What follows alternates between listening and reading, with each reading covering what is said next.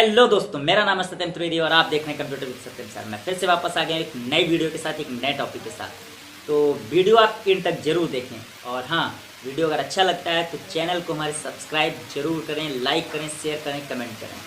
तो चलते हैं अपने वीडियो की तरफ।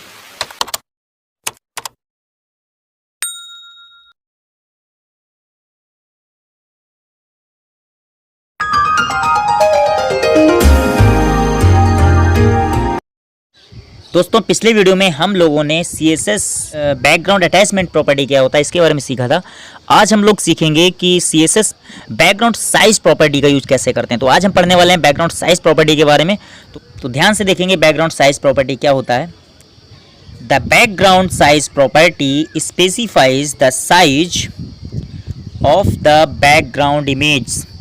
जो भी हम बैकग्राउंड में इमेज लगाते हैं उसके साइज को निर्धारित करने के लिए हम लोग बैकग्राउंड साइज प्रॉपर्टी का यूज करते हैं। तो कहने का मतलब ये है कि अगर बैकग्राउंड में मैंने कोई इमेज लगाई है, उसका अगर हमें ऊंचाई और चौड़ाई निर्धारित करनी है तो हम उसके लिए बैकग्राउंड साइज प्रॉपर्टी का यूज करेंगे। You can specify size in pixel और परसेंटेज। हम कह सकते हैं कि बैकग्राउंड इमेज जो लगाते हैं उसके साइज को हम पिक्सल अथवा परसेंटेज में निर्धारित करते हैं। तो यहाँ पे पहली जो वैल्यू आप देंगे वो चौड़ाई की वैल्यू होगी, मतलब इमेज की चौड़ाई को कम या ज़्यादा करने के लिए पहली हम परसेंटेज या पिक्सल में वैल्यू देंगे। सेकेंड, परसेंटेज या जो पिक्सल में वैल्यू देंगे वो उसकी हाइट को निर्धारित करेगी, इमेज की हाइट को निर्धारित करेगी। तो इसको अच्छे से समझने के लिए हम क्या करते हैं, हम अपने प्रोग्राम की तरफ बढ़ते हैं।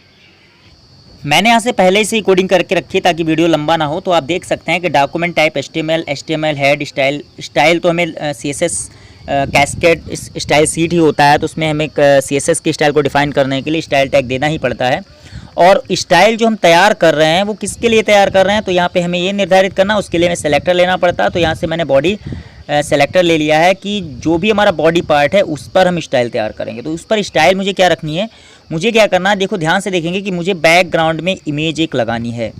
तो बैकग्राउंड इमेज लगाने के लिए URL मैंने दिया है और जो भी हमारी इमेज का एड्रेस है ये मैंने डेस्कटॉप से a.jpg नाम की इमेज को लिया है। यहाँ पे मुझे क्या करना है, इमेज का नाम टाइप कर देना है। उसके बाद मैंने क्या किया है, सेमीकोलन से इसको स्टॉप किया है। नेक्स्ट, अगली प्रॉपर्टी का इसी में यूज किया है। मैंने बोला है कि जो भी मैं बैकग्राउंड में इमेज लगाऊंगा वो मेरी रिपीट नहीं होनी चाहिए। तो इमेज रिपीट ना हो या रिपीट करनी है उसके लिए बैकग्राउंड रिपीट प्रॉपर्टी का यूज़ करते हैं। पिछले भी वीडियो में मैंने बताया था। तो जो भी हमारी इमेज होगी वो मेरी रिपीट नहीं होनी चाहिए, दोहरानी नहीं चाहिए, बार बार रिपीट नहीं होनी चाहिए। उसके बाद मैंने बोला है कि जो भी बैकग्राउंड अटैचमेंट, पिछले वीडियो में मैंने बैकग्राउंड अटैचमेंट सिखाया था, इसमें फिर से मैंने बैकग्राउंड अटैचमेंट प्रॉपर्टी का यूज़ किया है कि बैकग्राउंड जो अटैचमेंट है ये हमारा फिक्स रहना चाहिए। तो बैकग्राउंड अटैचमेंट क्या होता है, पिछले वीडियो में मैंने बताया था कि बैकग्राउंड अटैचमेंट से हम बैकग्राउंड में जो इमेज लगाएंगे वो उस इमेज को स्क्रॉल करने के लिए अथवा फिक्स करने के लिए इसका यूज़ किया जाता है। अगर आप चाहते हैं कि टेक्स्ट के साथ हमारी इमेज फिक्स मतलब स्क्रॉल ना करे तो उसके लिए फिक्स्ड वैल्यू दे देंगे। अगर आप चाहते हैं कि जब भी हम मैटर को अप या डाउन ऐसे इस तरीके से स्क्रॉल करें तो साथ में जो भी बैकग्राउंड में इमेज लगी हो वो भी स्क्रॉल करें तो उसके लिए हम यहाँ पे क्या करेंगे, स्क्रॉल वैल्यू दे देंगे। तो ये तो फिलहाल पिछले वीडियो में मैंने आपको समझाया था, तो आप समझ गए होंगे। अब यहाँ पे मैं पढ़ने वाला हूँ बैकग्राउंड साइज प्रॉपर्टी। तो मैंने बोला है कि जो भी बैकग्राउंड में जो हमारी इमेज लगी होगी, यहाँ पे मैंने उसकी ऊंचाई जो दी है वो 200 पिक्सल दी है। ये हमारा X पोजीशन हो गया, ये हमारा Y पोजीशन हो गया। तो Y पोजीशन हमारा हाइट वाला हो गया और X पोजीशन हमारा विथ यानी चौड़ाई वाला हो गया। तो इसका मतलब ये है कि जो 200 पिक्सल मैंने जो वैल्यू दी है ये हमारी X पोजीशन वैल्यू है, यानी चौड़ाई को 200 पिक्सल सेट करेगा। और जो 500 पिक्सल मैंने दूसरी वैल्यू दी है ये हमारी ऊंचाई को यानी Y पोजीशन को सेट करेगी, यानी इमेज की ऊंचाई को फिक्स करेगी। तो यहाँ पे हम क्या करते हैं, बैकग्राउंड साइज प्रॉपर्टी के साथ पर आप यहाँ पे 20%, 50%, 500%, 100%, 50% इस तरीके से परसेंटेज में भी बैकग्राउंड साइज वैल्यू को रख सकते हैं। फिलहाल मैं क्या करता हूँ, यहाँ पे अपने आउटपुट को देखते हैं क्या हमारा आउटपुट आता है। मैंने यहाँ से स्टाइल को बंद कर दिया है, करली ब्रेसेस को बंद किया, स्टाइल बंद किया, हेड बंद किया। और फिर जो हमारा बॉडी पार्ट है उस पर मैंने क्या किया है, उस पर मैंने एक हेडिंग 1 में एक हेडिंग तैयार की है, द बैकग्राउंड अटैचमेंट प्रॉपर्टी। फिर उसके बाद मैंने इस तरीके से 1 2 3 4 इस तरीके से कई सारे पैराग्राफ लिखे हैं। इन्हें आप कम ज़्यादा भी कर सकते हैं अगर आप करना चाहें तो। उसके बाद मैंने HTML को बंद कर दिया। कंट्रोल S से हम अपने प्रोग्राम को सेव कर देते हैं। सेव करने के बाद हम क्या करते हैं, अपने प्रोग्राम को रन करते हैं। u.html से हमारा प्रोग्राम था, हम इसको रन करते हैं। तो यहाँ पे आप देख सकते हैं कि जो भी बैकग्राउंड साइज़ दिया था उसी के हिसाब से हमारा आउटपुट दिख गया। अगर किसी को डाउट है तो मैं यहाँ पे क्या करता हूँ, मैं इसको फिर से एक बार कम या ज़्यादा करता हूँ। मैंने बोला कि मेरी जो ऊंचाई है वो मेरी 200 पिक्सल, सॉरी पहली वैल्यू मैंने बोला था कि एक्स पोजीशन होती है यानी चौड़ाई के लिए होती है, तो मैं यहाँ से क्या करता हूँ, इसकी चौड़ाई बढ़ा देता हूँ। मैंने बोला मेरी जो चौड़ाई है इसकी 500 पिक्सल होनी चाहिए।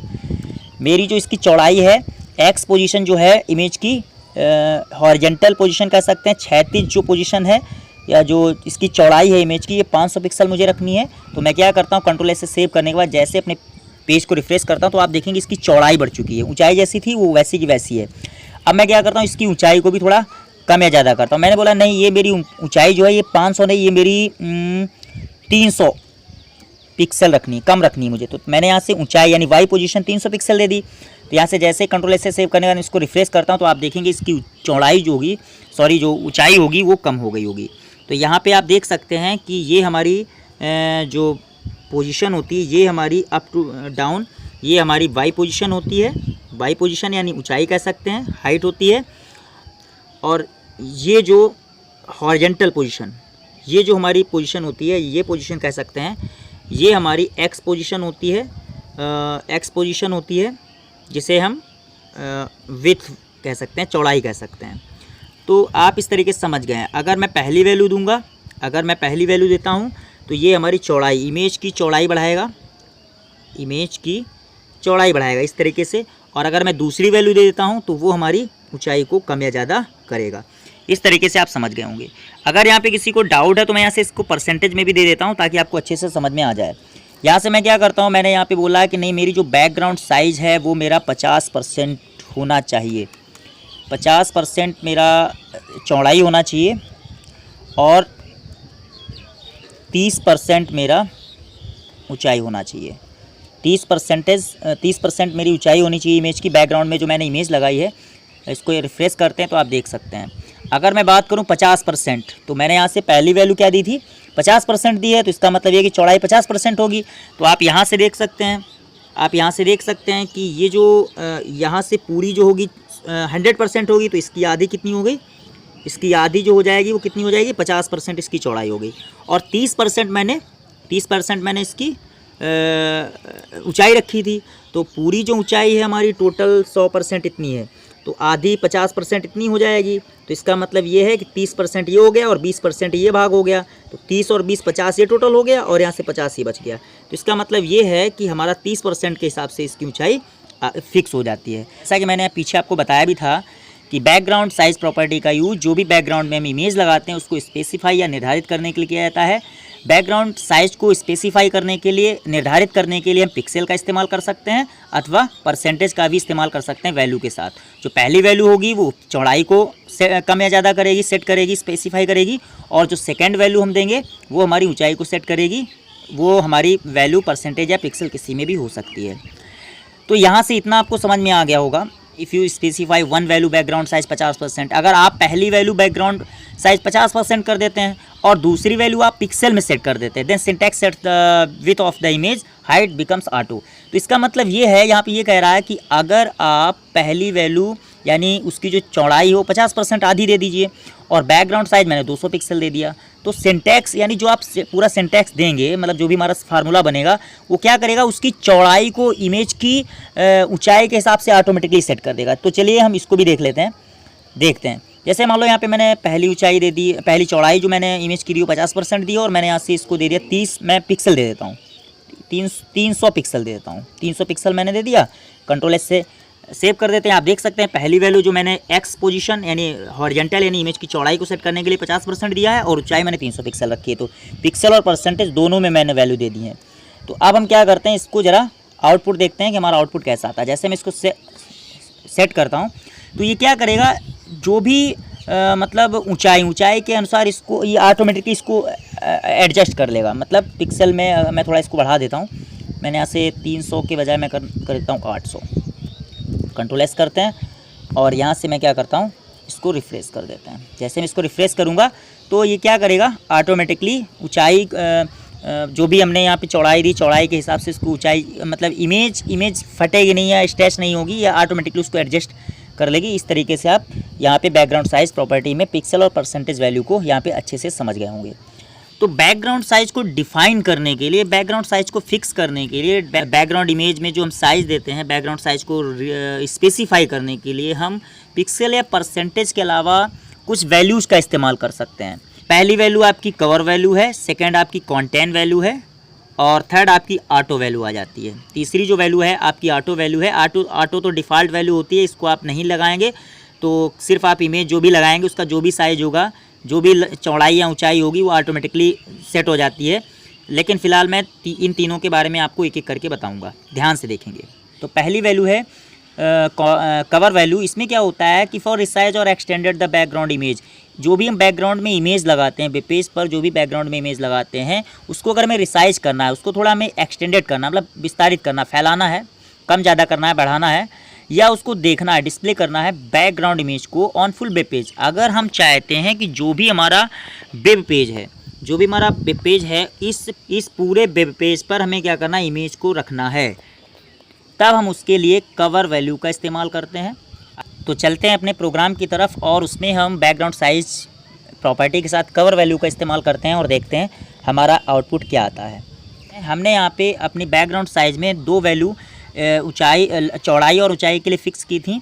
तो यहाँ से ये तो आप पहले समझ चुके होंगे, लेकिन अब मैं यहाँ पे क्या करता हूँ, इनकी जगह पर तीन अन्य वैल्यू का इस्तेमाल करता हूँ। मैंने यहाँ से दे दिया कवर मैंने वैल्यू दी है बैकग्राउंड साइज़ प्रॉपर्टी के साथ, मैंने कवर वैल्यू को दिया है, फिक्स कर दिया है। और स्टाइल बंद करने के बाद यहाँ पे मैंने पैराग्राफ वगैरह बॉडी पार्ट पर लिखे हैं, कंट्रोल एस से सेव कर देते हैं। और हम क्या करते हैं, अपने प्रोग्राम को ज़रा रिफ़्रेश करते हैं, अपने वेब पेज को रिफ़्रेश करते हैं। तो आप ध्यान से देखेंगे कि जो हमारी इमेज है full entire container, full body यानी पूरे बॉडी पार्ट पर सेट हो चुकी है, जितना हमारा वेब पेज है, यानी फुल वेब पेज। तो आप ध्यान से देख सकते हैं, जैसे ही मैंने cover value background size property के सामने कवर वैल्यू को रखा, तो जो भी हमारी इमेज है फुल वेब पेज पर सेट हो चुकी है। तो उम्मीद करते हैं कि कवर वैल्यू आपको समझ में आ गई होगी। आगे हम कंटेंट वैल्यू देखते हैं। यहाँ पे अगर मैं बात कर लेता हूँ कंटेंट वैल्यू की, तो ध्यान से देखेंगे इसमें क्या लिखा हुआ है कि when we want resize the background image, जब हम चाहते हैं बैकग्राउंड इमेज को रिसाइज करना, या ऐसे कह सकते हैं बैकग्राउंड इमेज के साइज़ को सेट करना चाहते हैं, कम या ज़्यादा करना चाहते हैं, to make sure the image is fully visual, कि पूरी तरीके से हमारी इमेज दिखाई दे, उसका पूरा भाग दिखाई दे, मतलब पूरी तरीके से दिखाई दे, then we use content value. अब पूरी तरीके से दिखने का क्या मतलब है, ज़रा ध्यान से देखेंगे। यहाँ पे अगर मैं पूरी तरीके से दिखने की बात करूँ, तो यहाँ पे आप देख सकते हैं कि ये कवर वैल्यू देने से क्या हो गया कि हमारी इमेज फुल वेब पेज पर लग तो गई। तो यहाँ पे क्या हो रहा है कि हमारा आधी इमेज कटी, आधा चेहरा दिख रहा है, पूरा चेहरा नहीं दिख रहा है, नोज़ नहीं दिख रहा है, इस तरीके से, मतलब थोड़ा सा फुल इमेज नहीं आई। जब हम चाहते हैं कि हमारी इमेज पूरी तरीके से विजुअल हो, दिखाई दे, तो उसके लिए हम क्या करते हैं, कंटेंट वैल्यू का इस्तेमाल करते हैं। तो हम क्या करते हैं, कंटेंट, यहाँ पर हम क्या करते हैं, कवर की जगह पे क्या कर देते हैं, हम यहाँ से कंटेंट कर देते हैं। कंटेंट वैल्यू क्या करती है, ये इमेज, जो भी इमेज होगी उसको पूरी तरीके से शो कर देती है, डिस्प्ले कर देती है हमारे वेब पेज पर। तो हम क्या करते हैं, ज़रा इसका आउटपुट देखते हैं। कंट्रोल एस से सेव करने के बाद जैसे हम वेब पेज को रिफ़्रेश करते हैं, तो इमेज जो भी होगी वो हमारी पूरी तरीके से सेट हो जाएगी, डिस्प्ले हो जाएगी, ऊंचाई और चौड़ाई उसकी ऑटोमेटिकली सेट हो जाएगी। तो यहाँ पे कंटेंट एंड कवर वैल्यू आपको समझ में आ गई होगी। अब अगर मैं बात कर लेता हूँ ऑटो की, when we want display the background image, जब हम बैकग्राउंड इमेज को देखना चाहते हैं इन इट्स ओरिजिनल साइज, इसका ओरिजिनल साइज़ क्या है, इसकी ओरिजिनल ऊंचाई और चौड़ाई जो भी हो, उस रूप में ये इमेज ऑटोमेटिकली सेट हो जाए, तो यहाँ पे हम क्या करते हैं, then we use auto value, तब हम ऑटो वैल्यू का इस्तेमाल करते हैं अथवा ऑटो वैल्यू रखते हैं। और दिस इज डिफ़ॉल्ट, मैं पहले ही बता चुका हूँ, ये डिफ़ॉल्ट होती है। अगर आप यहाँ से बैकग्राउंड साइज़ वैल्यू नहीं देते हैं, तब भी ऑटोमेटिकली जो भी साइज बैकग्राउंड इमेज आपने अगर दे रखा है, तो जो भी उसका साइज़ होगा वो ऑटोमेटिकली आ जाएगा। लेकिन अगर आपने बैकग्राउंड साइज़ दे रखी है और यहाँ पे मैं ऑटो अगर कर दूँ, ऑटो करने के बाद मैं यहाँ से बैकग्राउंड साइज़ के सामने मैंने ऑटो वैल्यू दे दी, और कंट्रोल एस से सेव करने के बाद हम क्या करते हैं, अपने आउटपुट को देखते हैं, चेक करते हैं, वेब पेज को रिफ्रेश करते हैं, तो इसका जो ओरिजिनल साइज़ होगा, इसकी जो डिफ़ॉल्ट लंबाई और चौड़ाई होगी, ऊंचाई और चौड़ाई होगी, ऑटोमेटिकली उसी फॉर्मेट में आ जाएगी। अब अगर मैं बात कर लेता हूँ थोड़ा सा, मैं एक बार फिर से यहाँ पे कुछ वैल्यूज़ को फिक्स कर रहा हूँ। मैंने यहाँ पे बोला है बैकग्राउंड अटैचमेंट फिक्स्ड। फिर से एक बार रिपीट कर रहा हूँ कि जो भी बैकग्राउंड में अटैच है, जो भी बैकग्राउंड में मैंने इमेज रखी है, वो हमारी फिक्स होनी चाहिए। तो आप यहाँ से देख सकते हैं कि ये इमेज हमारी बैकग्राउंड में फिक्स है। जब हम स्क्रॉल करते हैं टेक्स्ट को तो हमारा मैटर स्क्रॉल हो रहा है, इमेज अपनी जगह पर स्थिर है। लेकिन अगर मैं यहाँ पर इसको फिक्स्ड की बजाय यहाँ पे स्क्रॉल कर देता हूँ तो ये क्या हो जाएगी, ये स्क्रॉलेबल बैकग्राउंड इमेज बन जाएगी। कंट्रोल एस से सेव कर लेते हैं स्क्रॉल करने के बाद, और जैसे हम अपने वेब पेज को रिफ्रेश करते हैं, रिफ्रेश करने के बाद मैं क्या करता हूँ, एक बार फिर से इसको स्क्रॉल करके देखता हूँ तो आप देखेंगे टेक्स्ट के साथ साथ हमारी इमेज स्क्रॉल हो रही है।